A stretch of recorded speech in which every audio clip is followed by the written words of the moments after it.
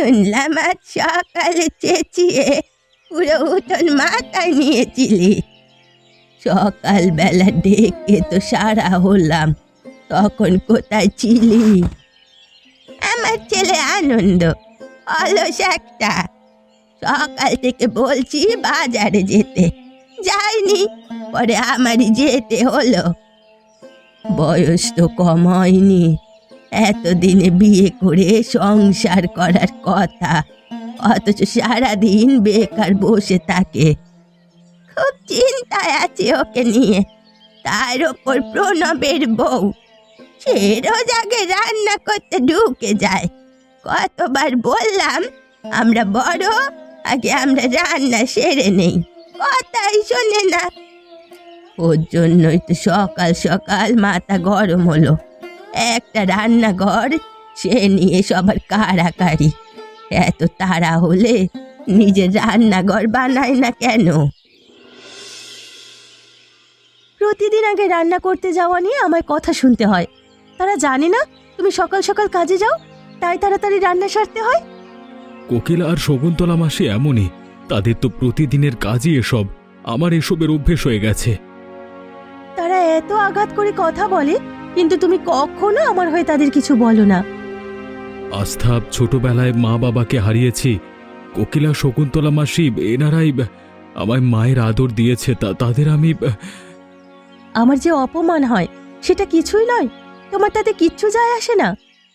একটু মানিয়ে নাও। যখন আমাদের নিজের রান্নাঘর হবে তখন কেউ তোমায় কিছু বলতে পারবে না। যখন ইচ্ছে রান্না করতে ঢুকবে। কোনোদিন নিজেদের রান্নাঘর হবে তার আশায় প্রতিদিন অপমান সইতে থাকবো, এটাই চাও তো? 3 পরিবারের মিলেমিশে থাকতে হলে একটু তো মানিয়ে নিতে হবে নাকি? মানিয়েই তো নিচ্ছি। যার যখন ইচ্ছে অপমান করে চলে যায়, তোমার তো কিছুই যায় আসে না। তোর ছোটবেলার অভ্যেস এখনো যায়নি? যখনই মন খারাপ হয় এসে উঠানে মাথা নিচু করে বসে থাকিস। মন খারাপ তো হবেই কাকু। পৃথিবীতে যার টাকা নেই তার কোনোখানে শান্তি নেই, না ঘরে না বাইরে। হঠাৎ এমন কথা কেন বলছিস? কোনো সমস্যা হলে আমাকে বল। কোনো সমস্যা হয়নি, তুমি চিন্তা করো না। প্রণব, আমি তোর মনের কথা ঠিক বুঝে যাই। তোর মনে কিছু একটা চলছে, সত্যি করে বল আমাকে কি হয়েছে। কাকু, তোমরাই আমার পরিবার, কিন্তু শকুন্তলা মাসি আর কোকিলা মাসি যে ব্যবহার আমার স্ত্রীর সাথে করে তা আমার একেবারেই পছন্দ নয়।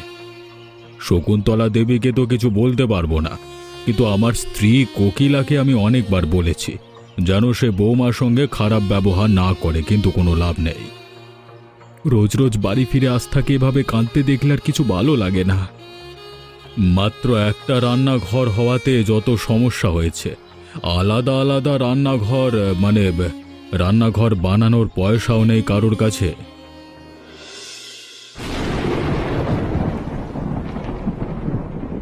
তোমার উপরওয়ালা কি দিয়ে বানিয়েছে বলো তো?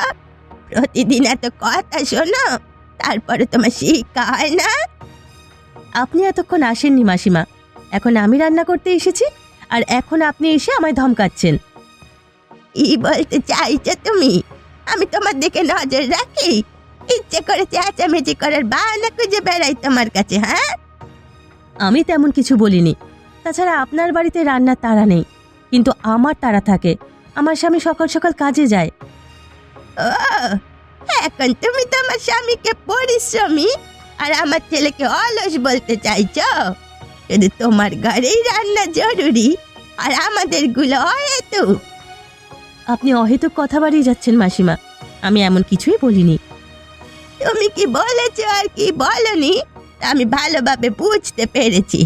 তো এতই যখন তারা তোমার স্বামীর, তাহলে তোমায় আলাদা রান্নাঘর বানিয়ে দেয় না কেন? দয়া করে আপনার আমার কথার মাঝে তাকে টেনে আনবেন না।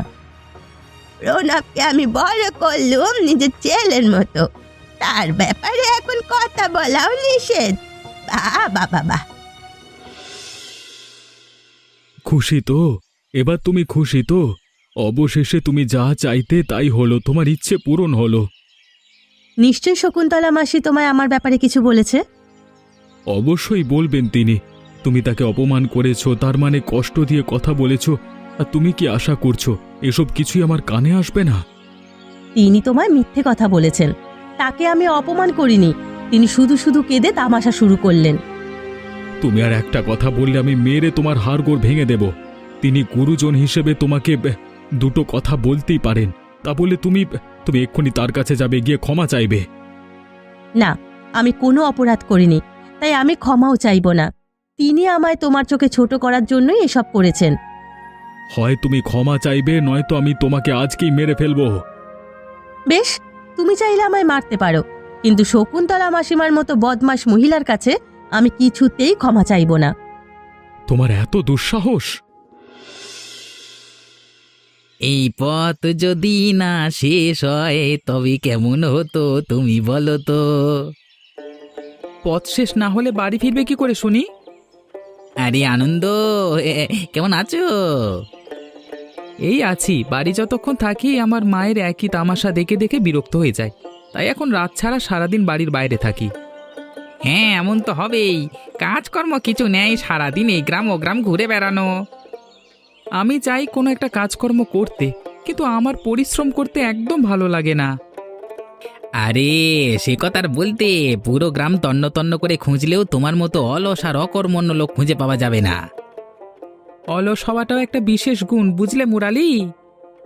রাখো বাজে কথা তোমার। কখনো টাকা কামাই করবার কথা ভেবেছ? লাখ লাখ টাকা হবে, যা চাইবে তাই হাতের মুঠোয়।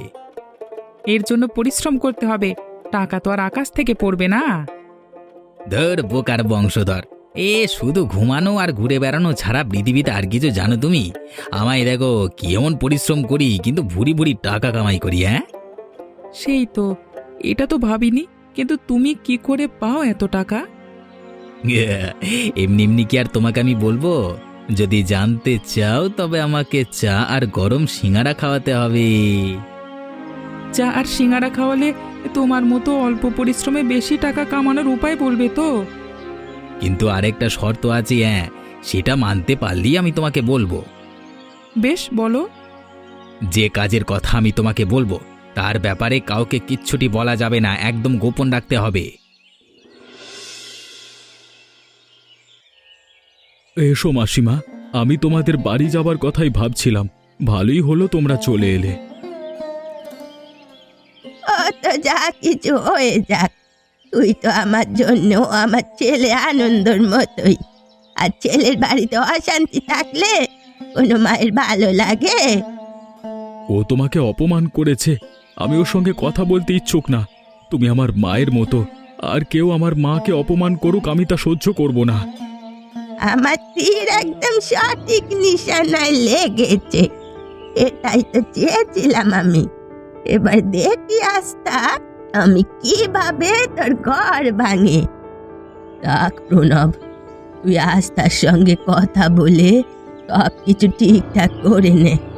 যতই হোক ও তো স্ত্রী, এভাবে কতদিন থাকবি বল? ওফ কোকিলা, ওদের সংসার ওরা বুঝবে। যদি প্রণবের ইচ্ছে হয় কথা বলতে, তাহলে বলবে, ওকে জোর করিস না। আস্থার অবাধ্য হবার শাস্তি এটাই। শকুন্তলা মাসি চায় যেন প্রণব আর কখনো আমার সাথে কথা না বলে। কি খারাপ তিনি! বুঝলে আনন্দ, যে কাজ আমি করি তেমন কোনো পরিশ্রম নেই, কিন্তু খুব গোপনীয়তা বজায় রেখে চলতে হয় এই কাজে, নইলে বিপদ। সে তো বুঝলাম, আর আমি তো বলছি আমি কাউকে বলবো না। শহর থেকে নকল ওষুধ এনে গ্রামের বিভিন্ন হাসপাতাল আর দোকানে বেচা, মুনাফা বিরাট। হ্যাঁ, লাভ করবে, বিশাল লাভ। নকল ওষুধ? কিন্তু এ কাজ তো বেআইনি। এই জন্যই তো এই কাজের কথা সকলকে বলা যায় না। শহরের নিম্নমানের কারখানার নকল ওষুধ চড়া দামে বিক্রি করে লাভের একটা অংশ তোমার শহরে পাঠাতে হবে, বাকি যা থাকে সব তোমার। কিন্তু এ তো ঘোর বিপজ্জনক কাজ, যদি ধরা পড়ে যায় তাহলে কি হবে? আমি গত 2 বছর ধরে এই কাজ করছি, আমার কথা মতো কাজ করলে তোমার কোনো বিপদ নেই। তোমার উপর আমার বিশ্বাস আছে, কিন্তু মা যদি জানতে চায় আমি কি কাজ করি, তাকে কি বলবো? বলবে তুমি একটা কেরানির চাকরি পেয়েছো, খুব ভালো বেতন, দেখবে খুশিতে তোমার মা আত্মহারা হয়ে যাবে। প্রণব আর আস্থার মধ্যে যে অশান্তি লেগেছে, মনে হয় তা ঠিক হবে না। এবার তো মনে হচ্ছে সংসার ভাঙবে ওদের। প্রণব রেগে একটু গায়ে হাত তুলেছে বলে ভাবিস না ও আজ তাকে ছেড়ে দেবে। ওই মেয়ে যা চল চাতুরি জানে, ঠিক আবার প্রণবের মন জয় করে নেবে। সে আর হতে দিচ্ছি না। একবার যখন ওদের সম্পর্কে ভাঙন ধরেছে, এবার ওদের আলাদা করেই ছাড়বো। কিন্তু ওদের আলাদা করে আমাদের লাভটা কোথায়? ছোট থেকে আমরা প্রণবকে সামলেছি, কখনো নিজের ছেলে মেয়ের থেকে কম স্নেহ করিনি। কিন্তু আমাদের স্নেহের কোনো প্রতিদান আমরা পেয়েছি? তাহলে তুই কি চাস, প্রণব তার স্ত্রীকে ছেড়ে দিক? বয়স হয়ে গেছে, খাইয়ে পড়িয়ে চালানোর মতো কাউকে দরকার। আর প্রণবের মতো বাধ্য ছেলে আর কোথায় পাবো? আনন্দ তো কোনো কাজের নয়। কিন্তু কিভাবে তুই কি করবি? কিভাবে ওই আস্তাকে তাড়াবি এ বাড়ি থেকে?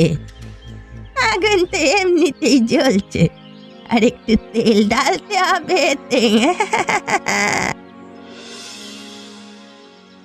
কি হলো কোকিলা মাসি, হঠাৎ আমাকে এ সময় ডাকলে? কোনো দরকার নাকি? তোরা রাস্তার মধ্যে সব ঠিক চলছে? তোরা কথা বলেছিস একে অপরের সঙ্গে? না মাসি, আজকে 1 সপ্তাহ হয়ে গেল, এখনো আমরা দুজন একে অপরের সাথে কথা বলছি না। যখন থেকে আস্থার গায়ে হাত তুলেছি, ও কেমন বোবা হয়ে গেছে। আমি ভাবছি ওর কাছে ক্ষমা চাইব। কি অলক্ষণে কথা! তুই পুরুষ হয়ে ওর কাছে ক্ষমা চাইবি? ওর সামনে মাথা নত করবি? তাহলে কি করব কাকিমা? তুমি আমাকে কোনো একটা পরামর্শ দাও। তুই ওকে একটা কঠিন শিক্ষা দে, যেন ও নিজে তোর কাছে এসে নত হয়। কিন্তু আমি ওকে কি শাস্তি দেব? ওকে কিছুদিনের জন্যে বাড়ি থেকে বের করে জঙ্গলে গিয়ে ফেলে রাখ। দেখবি এমন শিক্ষা পাবে, দৌড়ে এসে তোর পায়ে ধরবে। এটা তো খুবই বিপজ্জনক। ওর যদি কিছু... ওকে শিক্ষা দেওয়ার এটাই উপায়। যদি নিজের ভুল বুঝতে পারে, ছুটে চলে আসবে, আর নয়তো মরবে ওই জঙ্গলে।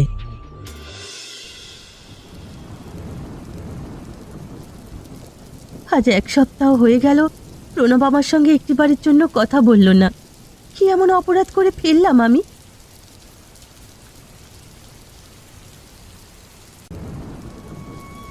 কি করছো? এত জোরে আমার হাত চেপে ধরেছো কেন? ছাড়ো, ছাড়ো, আমার লাগছে। 1 সপ্তাহ ধরে দেখছি তুমি আমার সঙ্গে কথা বলো না, চুপচাপ বসে থাকো। কি চাও তুমি? আমি এসে মাথা নত করে তোমার কাছে ক্ষমা চাই? আমি এসব কিচ্ছু চাইনি। তোমার আমার কাছে ক্ষমা চাইতে হবে না। ছেড়ে দাও আমাকে। তুমি ক্ষমা চাইতে বললেও আমি ক্ষমা চাইবো না, বুঝলে?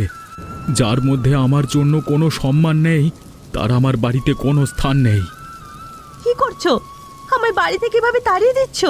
আমি কোথায় যাব এই ঝড় বৃষ্টির মধ্যে? যেখানে ইচ্ছে যাও। আর কোনো জায়গা না থাকলে জঙ্গলে বা কোনো বাজারে ঘুরে বেড়াও। আজকে থেকে আমার বাড়ির দরজা তোমার জন্য বন্ধ।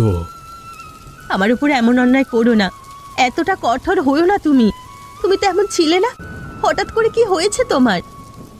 আগে বোকা ছিলাম, এখন আমি বুঝতে পেরেছি তুমি কতটা অবাধ্য আর অসভ্য। তোমার মধ্যে কারোর জন্য কোনো সম্মান নেই। বেরিয়ে যাও বাড়ির থেকে। বেশ, আমি চলে যাচ্ছি। আর কখনো তোমার বাড়ির আশেপাশেও আমায় দেখবে না।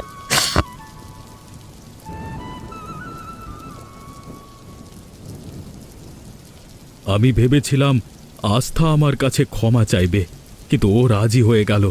বেশ, আমি ওকে আটকাবো না।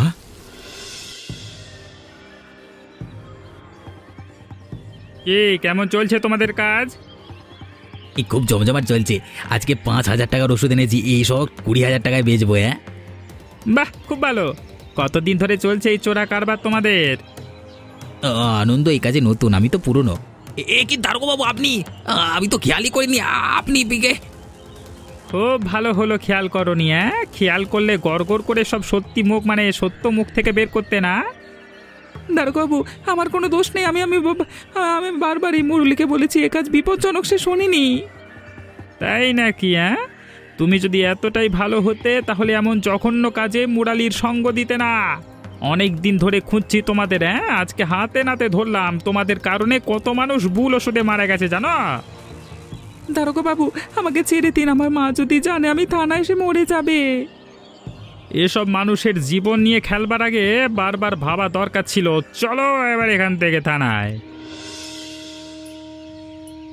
আবার কড়া রোদ উঠেছে। এখন আমি কি করব? কোথায় যাব? বাবা মার কাছে যেতেই পারবো না। বাবা যদি জানে প্রণব আমায় বাড়ি থেকে বের করে দিয়েছে, সেই শখেই তিনি মরে যাবেন।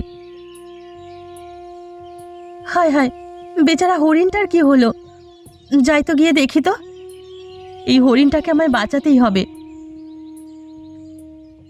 একটু সেবা করলে এই হরিণ একদম ঠিক হয়ে যাবে।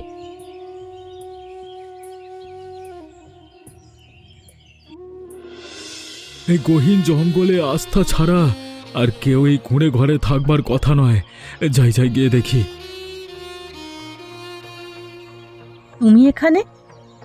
কালকে থেকে তোমাকে আমি খুঁজে যাচ্ছি, অবশেষে পেলাম। আমি তোমায় বাড়ি ফিরিয়ে নিয়ে যেতে এসেছি আস্থা। না, আমি বাড়ি যাব না। তোমার সাথে আমি খুব অন্যায় করেছি, তুমি আমাকে ক্ষমা করে দাও আস্থা। আমার তোমার প্রতি কোনো অভিমান নেই, কিন্তু ওই বাড়িতে আমি ফেরত যাব না। কারণ সেখানে ফিরে গেলে আবার কোকিলা আর শকুন্তলা মাসি আমার পেছনে পড়ে যাবে। এবার আমি আছি তোমার সঙ্গে। আর যে রান্নাঘরের জন্য সব অশান্তি শুরু, সেই রান্নাঘরে তোমাকে রাঁধতে হবে না। আমি তোমার জন্য আলাদা রান্নাঘরের ব্যবস্থা করেছি। আলাদা রান্নাঘর? হ্যাঁ, তোমার আর তোমার হরিণের গল্প পুরো গ্রামে শুনেছি আমি। তখন সিদ্ধান্ত নিয়েছিলাম তোমায় সসম্মানে ফিরিয়ে আনবো, নিজের ভুলের প্রায়শ্চিত্ত করব। এই দিনটার জন্যই আমি অপেক্ষা করছিলাম। প্রতিজ্ঞা করো, এখন থেকে যে যাই বলুক তুমি তাদের কথায় কান না দিয়ে আমায় বিশ্বাস করবে। আমি তোমায় প্রতিজ্ঞা করছি। যখন আমি ওই জঙ্গলে ছিলাম, মাঝে মাঝে খুব ভয় করত যদি কোনো হিংস্র প্রাণী আক্রমণ করে বসে। আমিও তোমায় নিয়ে খুব চিন্তায় ছিলাম। কোকিলা মাসির পাল্লায় পড়ে আমি এমন বোকামি করেছিলাম, নয়তো আমি কখনো তোমার সঙ্গে এমন অন্যায় করতাম না। পুরনো কথা এখন তুলে লাভ নেই। এখন আমাদের চেষ্টা করতে হবে সামনের দিনগুলোকে সুন্দর করে তোলার। আজ কটা দিন ধরে তুই খাওয়া দাওয়া সব বন্ধ করে দিয়েছিস শকুন্তলা। এভাবে কি আর আনন্দ ফিরে আসবে? আমার পিঠ পিছনে আমার ছেলে এত বড় বেআইনি কাজ করছিল, আমি টেরও পেলাম না। যদি জানতাম তবে কখনো করতে দিতাম না। এর চেয়ে আনন্দ বেকারই ভালো ছিল। আমার ছেলে হাজতে বন্দি হয়ে পচে মরছে, আর ওই প্রণব নিজের স্ত্রীকে নিয়ে সুখে সংসার করছে। ছাড় তো, ওদের পেছনে পড়ে কাজ নেই। দুদিন পর ওরা আবার ঠিক হয়ে যাবে। আমার ছেলেটা তা নয়। প্রণবের থেকে আমি কিছুটা সাহায্য আশা করেছিলাম, কিন্তু ও নিজের সংসার নিয়ে ব্যস্ত। আলাদা রান্নাঘর, নিজেদের মতো রান্না করে খাওয়া, হাসি ঠাট্টা। যখন থেকে নতুন রান্নাঘর বানিয়েছে, প্রণবের স্ত্রী তো আমাদের দিকে ফিরেও তাকায় না।